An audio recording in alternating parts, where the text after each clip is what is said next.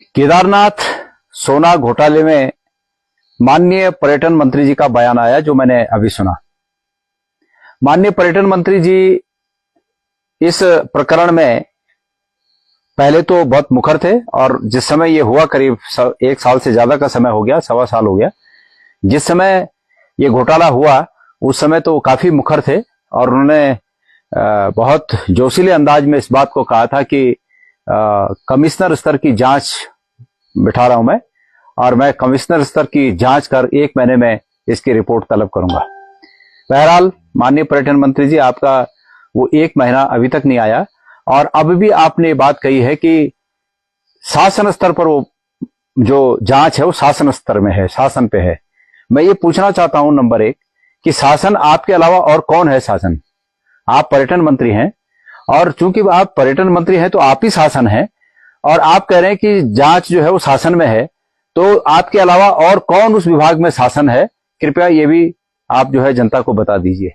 माननीय पर्यटन मंत्री जी कांग्रेस की तरफ अब जो है रुख कर रहे हैं इस बात का, और ये कह रहे हैं कि कांग्रेस ने इसको जो है अनावश्यक रूप से उठाया। मेरे कुछ प्रश्न है माननीय पर्यटन मंत्री जी से, मैं उम्मीद करता हूं कि निश्चित रूप में वो इन प्रश्नों का उत्तर देकर पब्लिक डोमेन में अपनी विश्वसनीयता बनाए रखेंगे।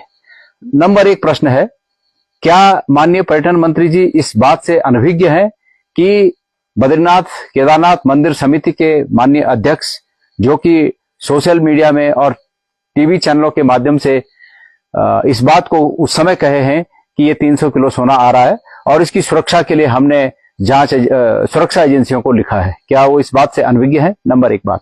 नंबर 2 बात, क्या वो इस बात से अनभिज्ञ हैं कि जब वो 300 किलो सोना जो आना था, वो 300 किलो सोने की जो बात है कि 300 किलो आना था, उसके बाद वो इस बात से अनभिज्ञ है कि मंदिर समिति के द्वारा, जब ये बात पब्लिक डोमेन में आ गई, तो मंदिर समिति के द्वारा उस 230 किलो को 23,000 ग्राम करके कहा गया।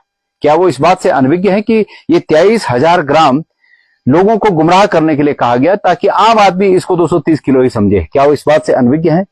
क्या वो इस बात से अनभिज्ञ है कि सोने के लिए मिसाल दी जाती है कि सोने जैसा खरा, तो सोना क्या 1 हफ्ते में पीतल बन जाता है, तांबा बन जाता है? और वहां पर जो तांबा और पीतल वो सोना हुआ, तथाकथित रूप में जो सोना था वो तांबा और पीतल जो हुआ, वो क्या कांग्रेस के लोग गए थे उसको उजागर करने के लिए? वो उजागर वहां के तीर्थ पुरोहितों ने किया। क्या इस बात से माननीय पर्यटन मंत्री जी अनभिज्ञ हैं? अगर अनभिज्ञ है तो उसको स्वीकार करें, और विज्ञ है तो उन्हें कहना चाहिए कि भाई ये कैसे सोना जो है वो तांबा हो गया या पीतल हो गया, कैसे हो गया, इसको भी उन्हें कहना चाहिए। इसके अलावा तमाम जो बातें सरकार छुपाना चाहती है वो ये है, स्पष्ट रूप में मेरा आरोप ये है, जिसकी की जांच होनी चाहिए। ये मिली भगत है कुछ लोगों के, जो मंदिर समिति के वरिष्ठ वो रहे होंगे, जो वरिष्ठ पदों पर रहे उनकी, और उस दानदाता की, ये दोनों की मिली भगत है। और माननीय पर्यटन मंत्री जी कह रहे हैं कि जो डोनर है उसने कोई कंप्लेंट नहीं की। माननीय पर्यटन मंत्री जी, यही तो हम कह रहे हैं कि डोनर ही बेनिफिशियरी है। हम और कह क्या रहे हैं? डोनर ही बेनिफिशियरी है। हम ये थोड़ी कह रहे हैं कि वहां 230 किलो आया और चोरी हो गया। हम ये कह रहे हैं कि 230 किलो का हल्ला करके वहां 230 किलो आया ही नहीं, कुछ आया ही नहीं। वो जो आया वो सोने की पॉलिश थी जो तांबे पे कराई गई और कुछ दिनों में निकल गई। और आप अभी भी वहां जाके देखिए, जो बाकी के पॉलिश वहां बची हुई है वो सिर्फ इस रूप में इसलिए बची हुई है कि वहां पर एक्रेलिक की सीट लगा दी गई है ताकि वो निकले नहीं। तो कृपया आप इस बात का संज्ञान लीजिए। और जहां तक कांग्रेस का प्रश्न है, कांग्रेस इस समय विपक्ष में है, कांग्रेस विसल ब्लोवर की भूमिका में है।